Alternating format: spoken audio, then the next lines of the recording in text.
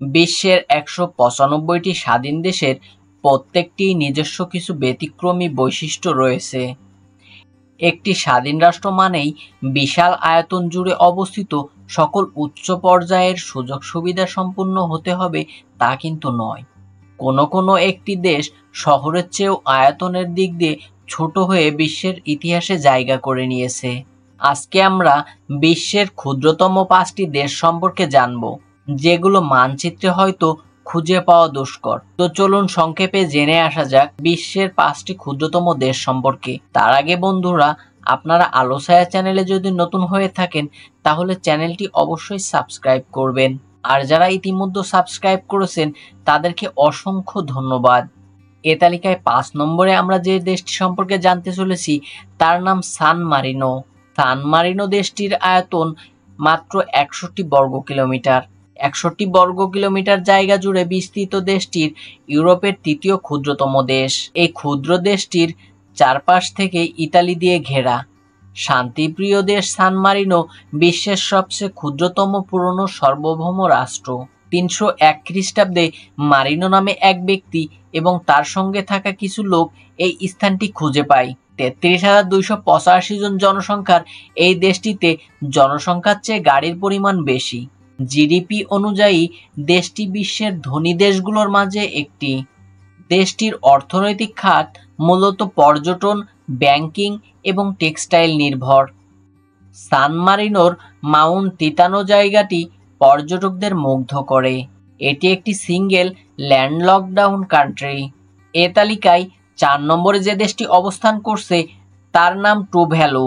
২৬ বর্গ কিলোমিটার, ৫টি প্রবল প্রাচীর এবং ৪টি দ্বীপ নিয়ে গঠিত দক্ষিণ প্রশান্ত মহাসাগরে অবস্থিত এই দেশটি মাত্র ২৬ বর্গ কিলোমিটারের বিশ্বের ৪র্থ ক্ষুদ্রতম এই দেশটিকে স্বাধীন দেশ হিসেবে অনেকে মানতে চায় না। টুভ্যালু বিশ্বের নিচু দেশগুলোর মাঝে একটি। সর্বোচ্চ চূড়াটি সমুদ্রপৃষ্ঠ থেকে ৪.৫ মিটার উচ্চতায় অবস্থিত। দেশটির আকার এবং অবস্থান বিশ্বের অন্য দেশের দৃষ্টি থেকে দেশটিকে লুকিয়ে রাখে। বৈজ্ঞানিক গবেষণা অনুযায়ী বৈশ্বিক জলবায়ু পরিবর্তনের ফলে দ্বীপটি ভবিষ্যতে ডুবে যেতে পারে। জাতিসংঘের ১৯৮তম সদস্য দেশ টুভ্যালু। ১৯৭৮ সালে স্বাধীনতা লাভ করে দেশটির বর্তমান জনসংখ্যা প্রায় ১০,৬৪০ জন। এখানে আয়ের বড় অংশ আসে ব্যবসা থেকে। অর্থনৈতিকভাবে প্রায় সবাই এখানেই সচ্ছল। সাজানো গোছানো ছিমছাম দেশটি পর্যটকদের পছন্দের তালিকায় শীর্ষ দিকেই থাকে সবসময়। ৩য় নম্বরে আছে নাউরু, যার আয়তন মাত্র ২১ বর্গ কিলোমিটার। বিশ্বের ৩য় ক্ষুদ্রতম দেশ নাউরু অস্ট্রেলিয়ার পূর্বে অবস্থিত মাত্র ২১ বর্গ কিলোমিটারের একটি দ্বীপরাষ্ট্র। বিশ্বের সবচেয়ে ক্ষুদ্রতম দ্বীপরাষ্ট্রও এটি। এর পাশাপাশি এটি বিশ্বের ক্ষুদ্রতম স্বাধীন প্রজাতন্ত্র। এমনকি বিশ্বের সবচেয়ে কম জনবহুল দেশের মাঝে এটি দ্বিতীয়। জনসংখ্যা প্রায় ১০,০৮৪ জন।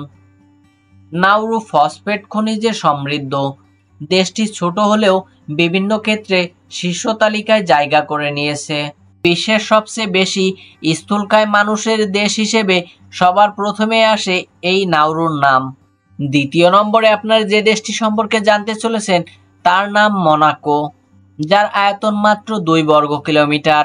মাত্র ২ বর্গ কিলোমিটার জায়গা জুড়ে বিস্তৃত ইউরোপ মহাদেশের দেশটির জনসংখ্যা প্রায় ৩৮,৪০০ জন। এই রাষ্ট্র আয়তনে পৃথিবীর দ্বিতীয় ক্ষুদ্রতম এবং পৃথিবীর সর্বোচ্চ জনবহুল্য রাষ্ট্র। মোনাকোর ৩ পাশেই আছে ফ্রান্স, অন্যদিকে ভূমধ্যসাগর। ফ্রান্সের নিকটবর্তী দেশ হওয়াতে ফ্রান্সের বেশ আধিপত্যও রয়েছে দেশটির উপর। দেশটির সরকারি ভাষাও ফরাসি। এখানে রয়েছে বিখ্যাত মন্টি কার্লোস ক্যাসিনো। এই ক্যাসিনোকে ঘিরে পৃথিবীর ধনী মানুষের আগ্রহের অন্ত নেই, কেননা এই ক্যাসিনোকে পৃথিবীর সবচেয়ে নিরাপদ ক্যাসিনো হিসেবে ধরা হয়। তবে মজার ব্যাপার হলো মোনাকোর স্থানীয় বাসিন্দাদের এই ক্যাসিনোতে ঢোকার অনুমতি নেই। বিশ্বের সবচেয়ে ধনী রাষ্ট্রগুলোর মাঝে মোনাকো অন্যতম। এ তালিকায় বিশ্বের সবচেয়ে ক্ষুদ্রতম দেশের মধ্যে ১ নম্বরে যে দেশটি জায়গা করে নিয়েছে তার নাম ভ্যাটিকান সিটি। যার আয়তন মাত্র 110 একর। বিশ্বের সবচেয়ে ক্ষুদ্রতম দেশ ভ্যাটিকান সিটি ইতালির রোম শহরের ভিতরে অবস্থিত একটি স্বাধীন রাষ্ট্র। পোপ এখানকার রাষ্ট্রনেতা। এটি রোমান ক্যাথলিক গির্জার বিশ্বের সদর দপ্তর হিসেবেও কাজ করে। সম্পূর্ণভাবে রোমের অভ্যন্তরে অবস্থিত, দেশটি 110 একর জায়গা জুড়ে অবস্থিত। 110 একর জমি জুড়ে বিস্তৃত দেশটিতে জনসংখ্যা মাত্র 1000 জন। আয়তন ও জনসংখ্যার বিবেচনায় বিশ্বের সবচেয়ে ছোট দেশ এটি।